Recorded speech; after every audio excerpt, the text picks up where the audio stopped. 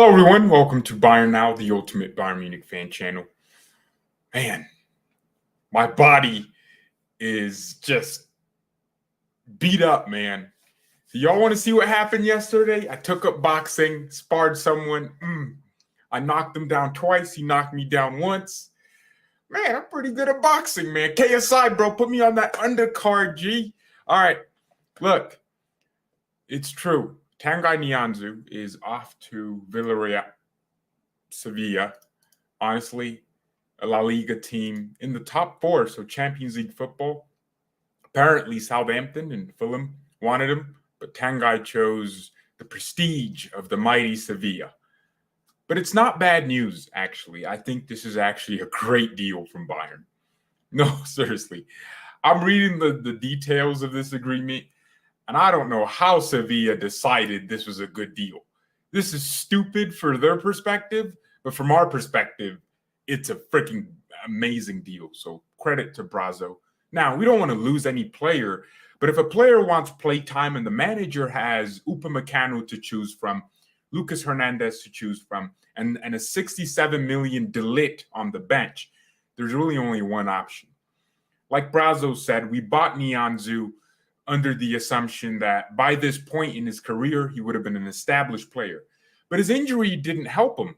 Remember, Nianzou got injured for like a few months, and even when we had players injured, he wasn't ever available to immediately impose himself.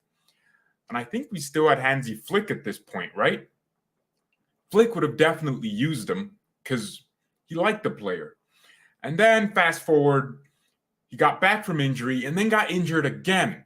So that's his Bayern start didn't really go well. And then over the last year and a half, I don't think he got any injuries. He was just sitting on the bench, a sitting duck, just waiting for the next center back to be signed to take a spot. And now he's like even further down the hierarchy because the way our partnership is going to work now, Upamecano is a guaranteed starter at this point. Lucas Hernandez, shaky, but he's Lucas Hernandez. He still has a lot to offer, and he's improving game by game. And by shaky, I mean the last two games. But Lucas played so well last season. I think he was our best defender. And now you have Davies, who's back from myocarditis and all that.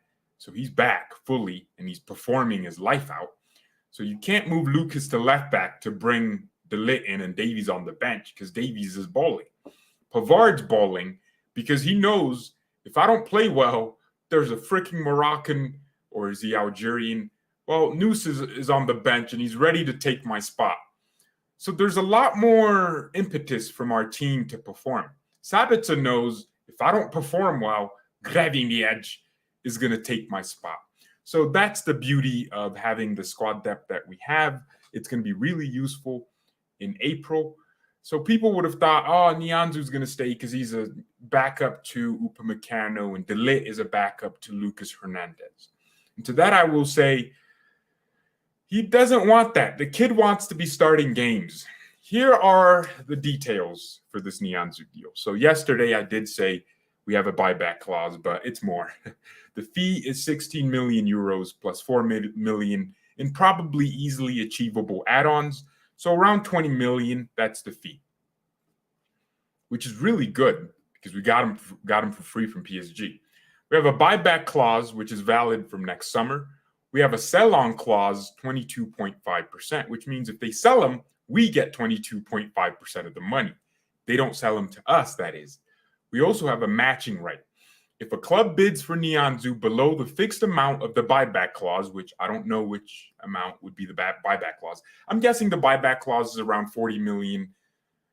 For Sevilla to have accepted this deal, they had to have been in a beta position.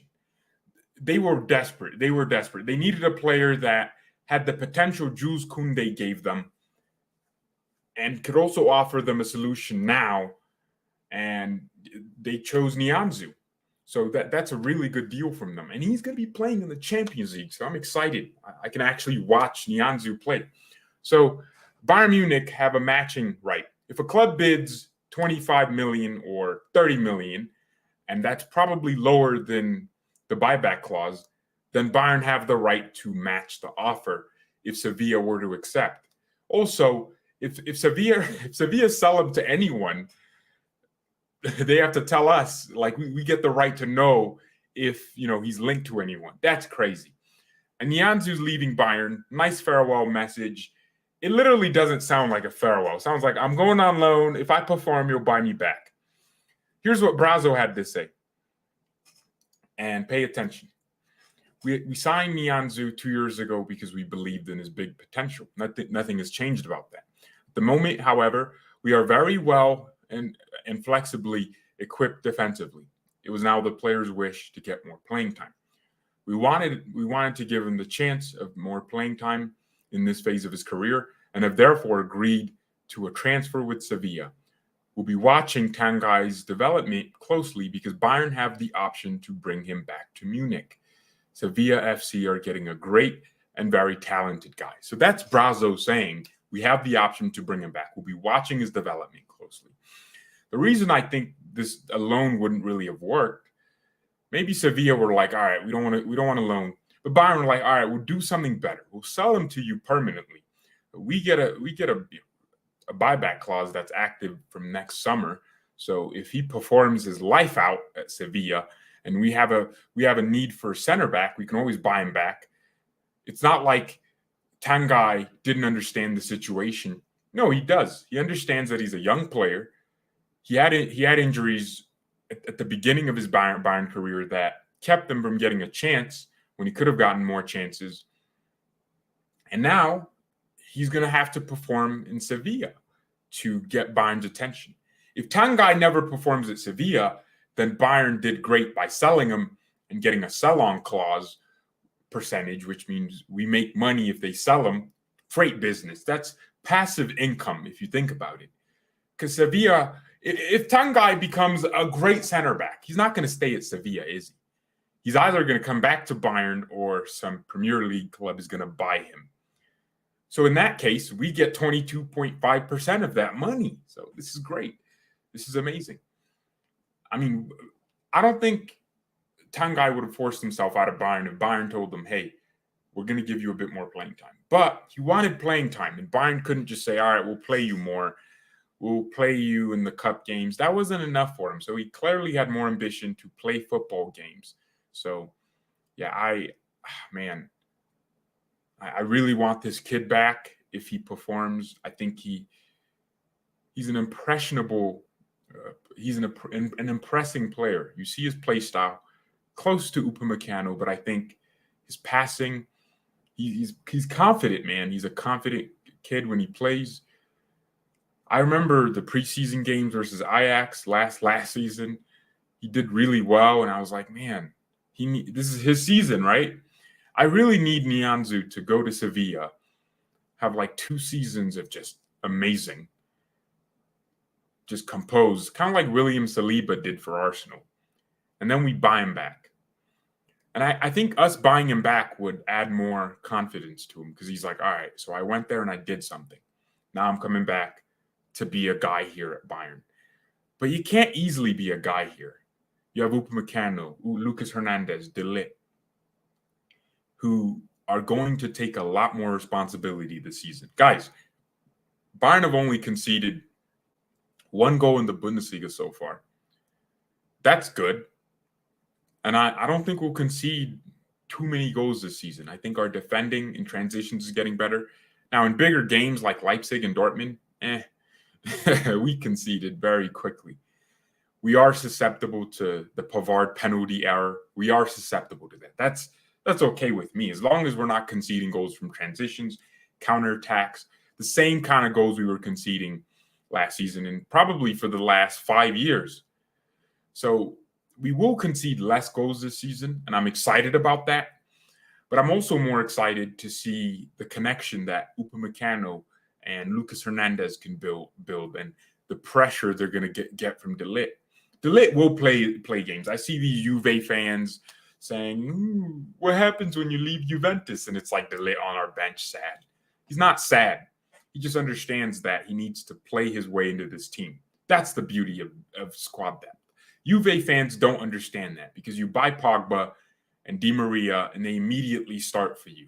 For us, it's different. We have too much quality to just start players because we bought them or we brought them in. I mean, yeah, Di Maria is a good player, so is Pogba. But in an ideal scenario, they have to sit on that bench until they get good enough to perform in your team and in your system. That tells you everything you need to know about the difference between the two clubs. Bayern Munich, have patience. We know we just paid 67 million for De Ligt, paid out in the next 4 years, plus 10 million in add-ons. He needs to perform to get his way into this team. And no amount of money is going to change that. So that's the beauty of it. That's the beauty of it. We don't do the whole, oh, we bought you, get into the team. Gravenberch isn't starting. We're playing Sabitzer. When we all know Ryan Gravenberch is a superior footballer to Marcel Sabitzer in every way, but Sabitzer is giving us the performances we're asking him to give us. He's defending okay. He's not shooting from every angle, and he's just keeping the game ticking. That's all we wanted from him, and he's doing that. So clearly, the club's like, all right, we don't need to sell you. News Mazraoui, he's on the bench. Why? Because Pavard is performing his life out, getting goals, good crosses. I think I saw Pavard make a dribble. That's the first dribble I think I've seen him in a Bayern shirt. Because he knows there's a guy on that bench that can do it 5 times a game. So he has to do something to keep the spot. So he's working harder. And ultimately, that means we'll get further in the Champions League. Now, there has been people's concern that our midfield is just simply too weak. And they're asking for us to get a player like Casemiro. And to a certain extent, I agree. Man, now that I think about it, remember when we were linked to Rodri, but we couldn't get him because Niko Kovac's pull was just non-existent, and we weren't going to pay 70 million for him? Now it sounds like amazing business for Manchester City because Rodri, man, gosh, he would fit our style of play. That guy defensively, he's good. Attacking, controlling the tempo of the game. I think Rodri would have solved a lot of our problems. We need that big man at the back. Goretzka's too injured, and he's more of a box-to-box. But I think he's capable of playing deeper. I mean, come on, he's done it before. And I think some of his best games came from him and Thiago playing in those deeper roles. And yeah, of course, Goretzka gets further up. But I think if you tell him, stay here and be imposing and defend, he will. He knows how to read the game. He's Thiago really was the link between our attack and our defense, right? This dude knew how to defend. He also knew how to attack. So it was just a perfect combination of both. And I know I mentioned Thiago a lot, but did we ever replace him? Rocca was supposed to be his replacement, and he's now dominating the pace and power of the Premier League. He's now dominating. So, yeah, there's that. He was supposed to be our Thiago guy, and people were really hyping him to be the Xabi Alonso kind of thing. He didn't live up to that. Flick never played him. Nagelsmann never played him. Clearly, something was there that they just didn't rate about him. So there's that, right? There's that. So our midfield might need someone like that. Kimmich is not a CMF player. He is a DMF. Kimmich is not a defensive midfielder. He doesn't operate. He's more of a midfielder like Toni Kroos is for Real Madrid. I think there's this notion that, oh, wow, Pulisic is linked with a move out of Chelsea. Yeah, Kimmich, guys, I get it. I understand where you're coming from when you talk about Kimmich and his position on the field. But the way I view Kimmich is he does everything great. Like he's an exceptional footballer. He's a great passer, world class. He reads the game really well. He's really intelligent. But he doesn't have the energy or physical he doesn't have that physicality in his game or he has the energy. No, that's not right. He just doesn't. I think if Kimmich was just bigger, like he won more headers and his legs were longer, he would be a CDM. But I think we'd be wasting him because you want Kimmich in that central midfield role where he can switch play, but at the same time, he can be on the edge of the box to make that dink pass to get the assist or the third assist. That's where you want Kimmich, because you're wasting him just babysitting at the back. You want Kimmich to be counter-pressing. Like, yeah, he can win the ball and make that swift decision. His way to pass is perfect with both feet. So you'd be wasting Kimmich as a defensive midfielder, and you wouldn't be getting the most out of him as a defensive midfielder. In fact, you'd be getting less. Right back, Kimmich was great there too. Why? He's an intelligent footballer. He can defend. But you don't want him just in the CDM role, right? But a right back, he can attack and combine and be higher up the field if he knows there's defensive security. Against Mane at Liverpool in 2018, you saw that performance Kimmich gave us. That was phenomenal. It was great. And that's the level of play. Oh, no, that's 2019. That's the level Kimmich can get you. He can get you just, wow. The right back performance was amazing. So, yeah, Kimmich's role is CM, central midfielder. He's the guy that controls the game. Everything goes through him. That doesn't mean everything has to go through him. It means he controls the tempo. If he wants the game to go faster, he moves the ball faster. If he wants it to slow down, he passes back, moves, gets it, switches, goes. Like, that's what Kimmich is so good at. Toni Kroos, that's what he is. But Toni Kroos with a little bit more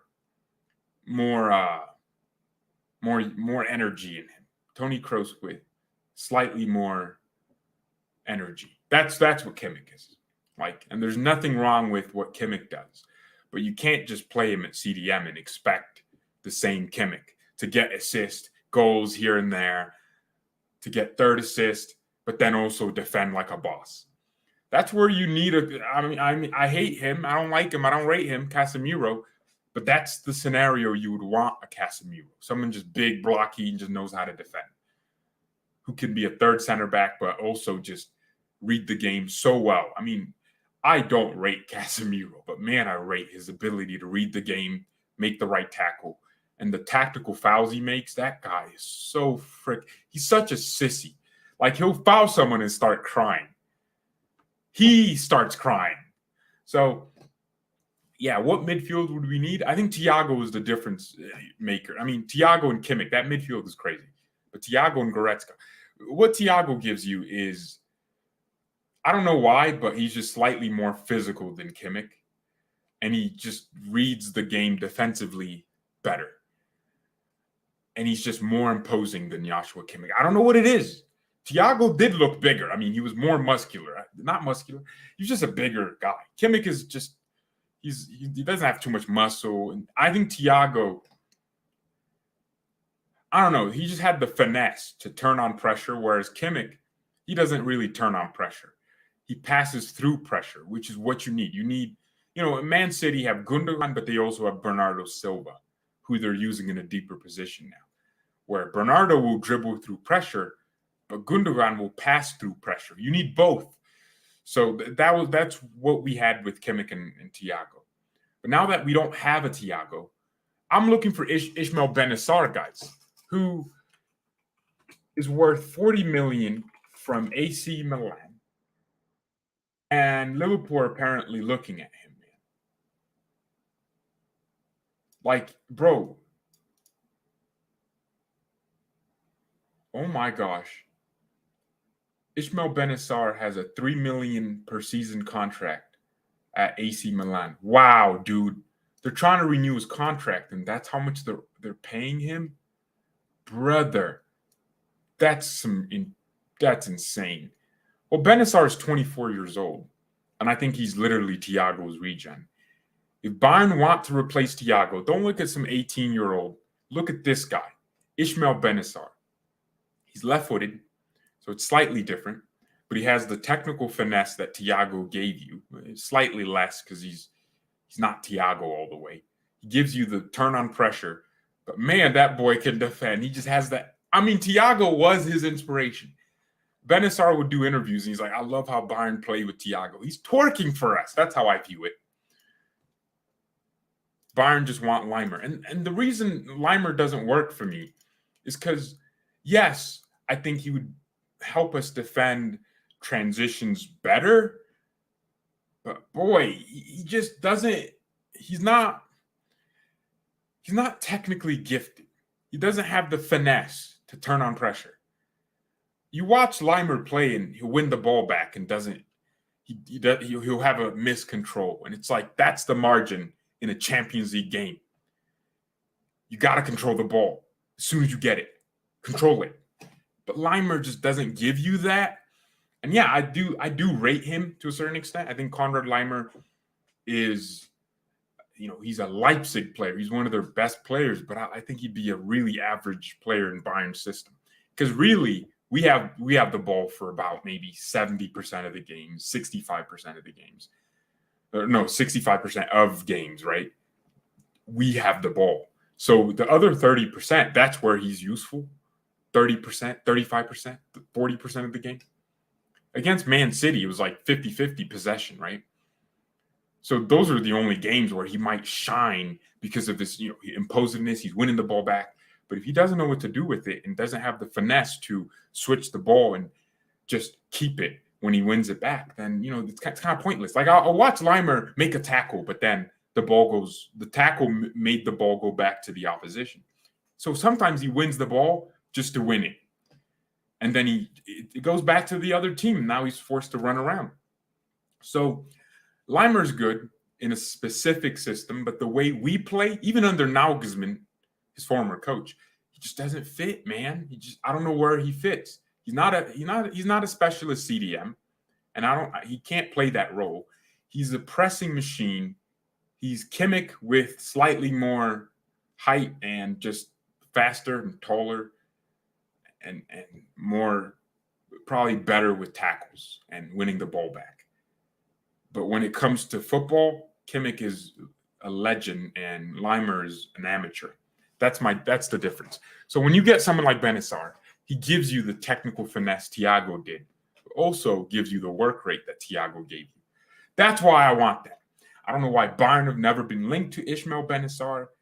I don't know. We must not like his agent or something. We hate Benassar, and he's getting a $3 million contract at Milan. Bro, we would pay him double that. $6 million, and I think he'd take it. And he'd be $40 million. Guys, that's the midfielder we need.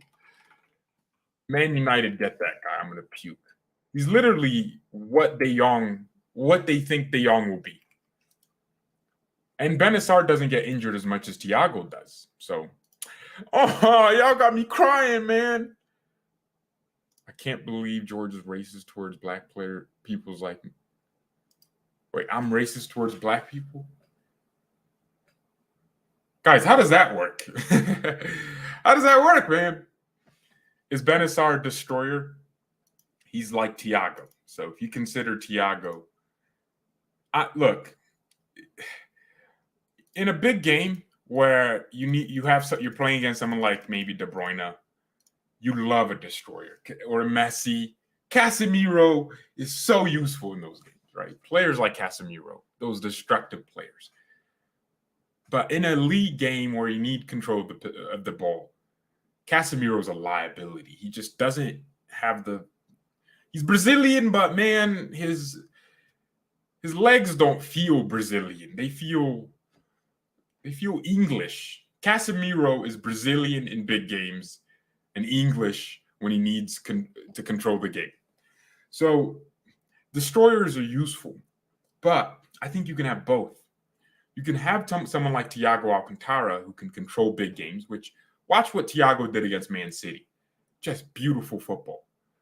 But then watch what he does against any other team. He controls the game in both scenarios, and he destroys someone like De Bruyne. He's always there. He's just killing them. He's turning. He's doing nice little shoulder rolls and Floyd Mayweathering his way out of situations, doing the Philly shell. I was boxing yesterday. Y'all want to see that video? I'll show you another time. I might upload it. What about Camavinga? Camavinga is more of a Kimmich type with slightly more speed. No. What am I saying? No, Camavinga is more of a Gravenberch type player. Just, technical. I think we have a Camavinga-esque player with what's his name? With Gravenberch. I mean, people were saying Camavinga's a defensive midfield, and then I watched this guy play, and I'm like, yeah, he's good defensively, but man, you're wasting him as a CDM in the Casemiro role, which is why Real Madrid spent 100 million on Tchouaméni, because he is the CDM who has a little bit more, press resistance than Casemiro, but he reads the game just the same, and they play in that style. I think we already have our own Camavinga with Gravenberch, just special footballer, knows how to play in between the lines, just really good to look at, watch, nutmeg, and then switch the ball across the field. That's their style of play. I mean, we were linked to Camavinga, but I don't know. Real Madrid I think he wanted to go to Real over Bayern, and that's fine. He's 19, and they paid 34 million for him. Dang, I can't believe Real Madrid got Camavinga for that cheap. They got to play him more, man. I think he could be a really good midfielder, but God, they got to start playing him a little bit more. And he played a big part in the Champions League, so already winning more trophies than Mbappe. Yeah. All right, people. We have a stream in about 3 minutes, literally. I'm going live talking about Leroy Sané, so I know you're all going to be sticking up for that. Once this ends, you're just going to be directed to that. So give it 2 more minutes. But to recap, Bayern made an amazing deal letting Nianzou go. Of course, it's never nice when you lose a player like Nianzou, but you get money that balances your books. So now our net spend is looking really good. And actually, I want to look at it again. So Bayern spent the 3rd most money in Europe. Let's look at it again. Our net spend is now -45 instead of -63. So there we go. We made money, a lot of it back. And we got some really good talent in. Mane is going to give us a lot. I can tell he's going to do well here. Noose, great signing, just free transfer. Gravenberch, 20 million. And yeah, De Ligt, 73. So we bought really well, sold really well. And, well, I'd say if we got rid of Zula in January, that would have been good too. Or, if we got rid of him a year before when he was hesitant to sign a new contract, that would have been good too. We sold Rocca for a good fee. I mean, actually, saying we sold well is stupid, because Tolisso went for free. I mean, that's a 20 million player for most teams, right? Even if he gets injured a lot, he's still a quality footballer. So our net spend is better. We get a buyback clause for a young player that we all like, and a 22% sell-on clause. We have a matching right, so if a club offers less than our buyback clause, we can match the deal. So realistically, Bayern Munich 2, which is technically a different team, we could make a we could ask a club we're really familiar with to make an offer for Nianzou that's like 5 million, and then we could match it, and then Sevilla would have no choice but to sell him. That'd be funny, right? That'd be funny. All right, thank you everyone so much for watching. Mia, and peace. I'll be live in literally a minute.